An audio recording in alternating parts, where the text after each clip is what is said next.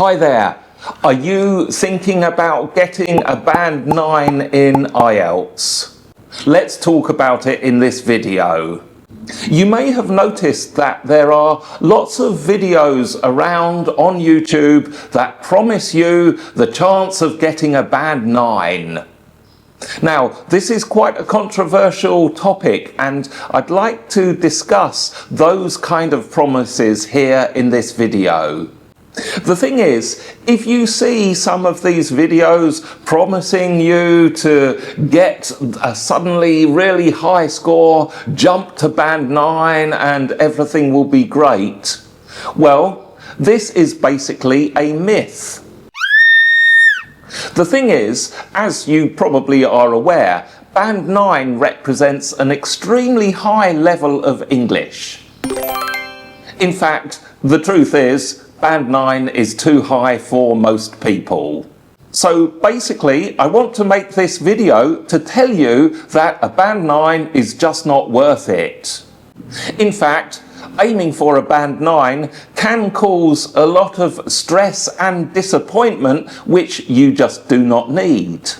So watch this video and set yourself free from unreasonable expectations.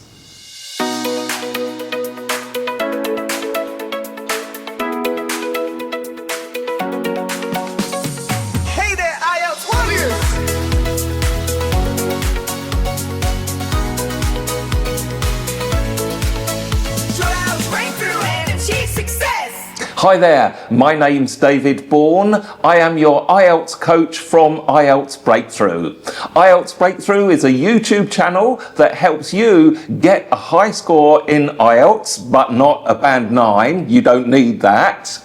And study at an international university or progress in your career. So, if you're interested in performing the best at IELTS, the best thing to do is to subscribe and get notifications of all the new videos that I put out.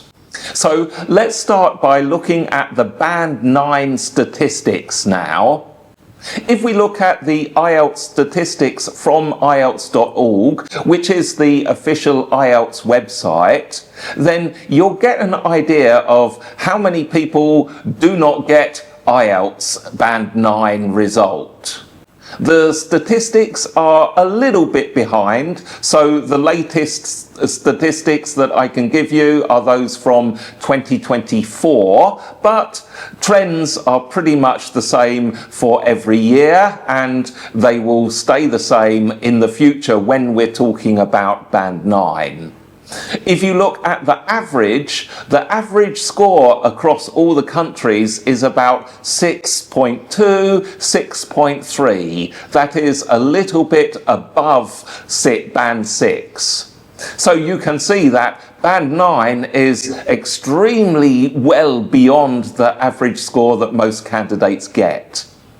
And in fact, when you look at these official statistics, you can see that in almost every country, 0% of people get that band 9 score.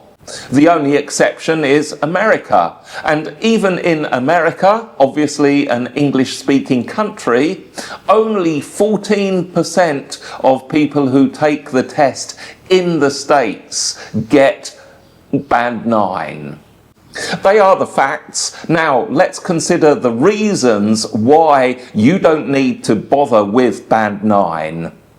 The first reason is that band 9 is actually far beyond what you really need.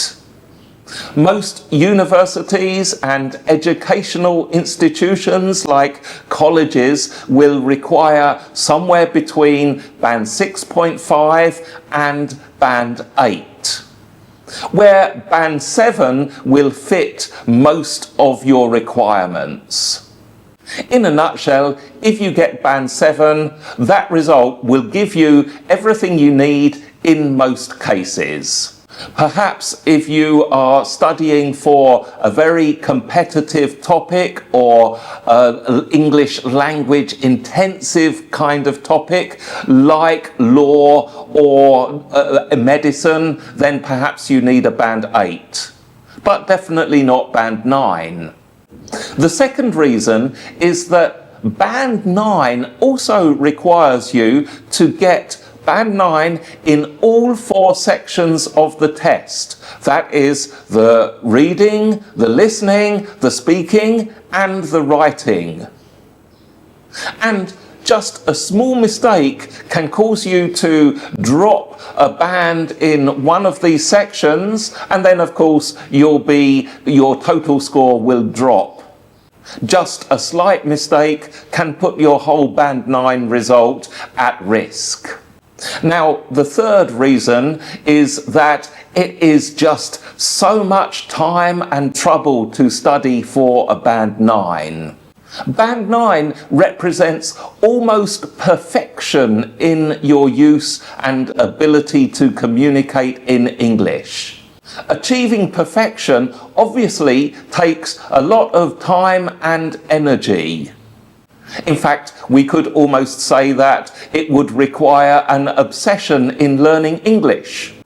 Setting your target at Band 9 can really hurt your motivation. You spend so much time and trouble trying to get to Band 9, and for whatever reason you just can't get to the finish line.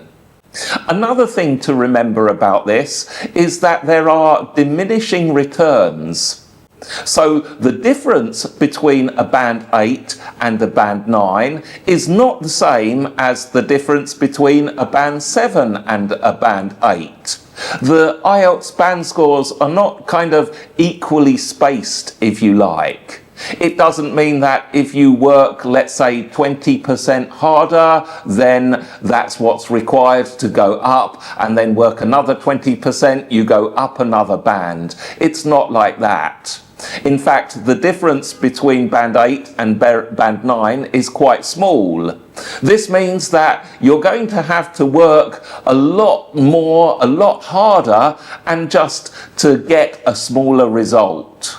It's just not worth the time and trouble. So, all in all, a Band 9 looks impressive, but it's not necessary. And I suggest that if you see YouTube videos promising Band 9 results, save your time and just skip the video.